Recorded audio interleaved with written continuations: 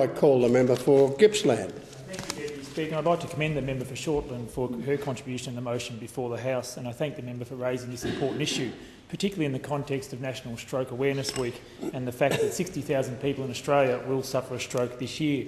There's not a person, Deputy Speaker, in this place who hasn't been directly affected by someone they know and love suffering from a stroke. As we all know, it's not just one person who's affected as a result. While the individual survivor concerned may be left with the most obvious physical or mental impairment, the reverberations are felt right throughout their home and their communities. As the member for Shortland indicated in her motion, stroke is the second most prevalent cause of death and leading cause of disability in Australia. And it staggers me, Deputy Speaker, that 1 in 7 people will suffer a stroke in their lifetime and that 20% of strokes occur in people aged under 50. And it does make a mockery of perhaps our view that many of us tend to have, that it's an ailment that only afflicts the aged. 1 in 5 stroke sufferers are aged under 50, and if they survive, they can face many years of rehabilitation and the need for a range of support services throughout our community. Deputy Speaker, it's in that context I want to raise the issue of the Stroke Association of Victoria and the remarkable work that the volunteers undertake on behalf of stroke survivors.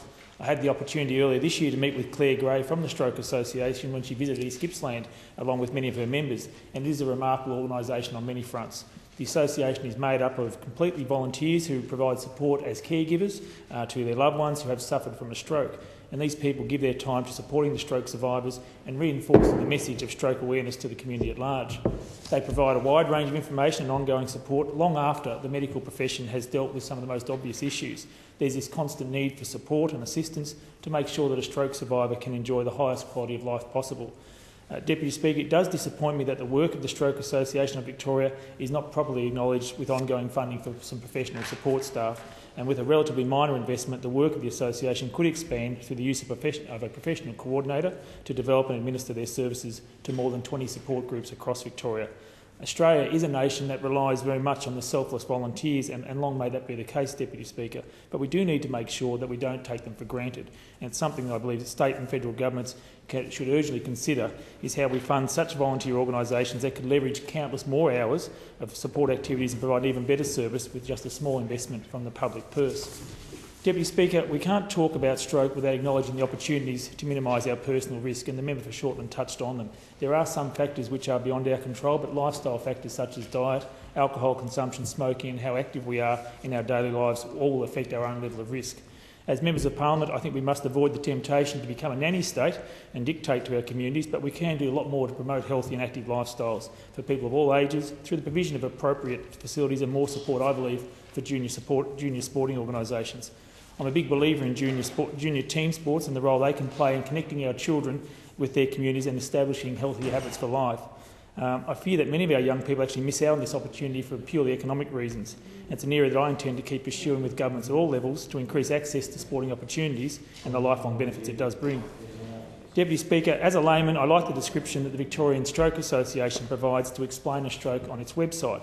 They call it a brain attack, in that it happens when the blood supply to the brain is interrupted and the brain doesn't get the oxygen it's needed. The importance of prompt action to assist someone you suspect of having experienced a stroke can't be overstated. And as the member for Shortland correctly pointed out, the symptoms may include weakness or numbness of part paralysis in sections of the body, difficulty swallowing or a loss of vision or dizziness. The association's website provides a range of support material, but the most important advice is to seek medical assistance immediately if you suspect someone is having a stroke. Fast action, Deputy Speaker, can certainly save a life or minimise the level of permanent impairment.